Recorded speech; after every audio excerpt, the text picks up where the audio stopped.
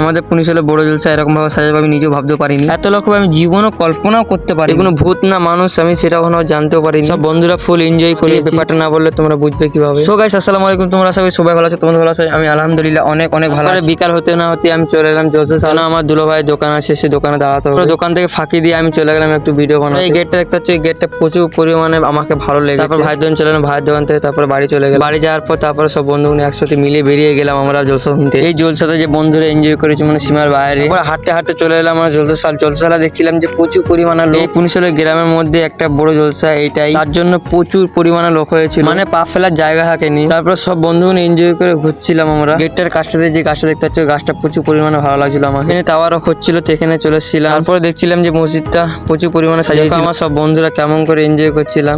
hello guys,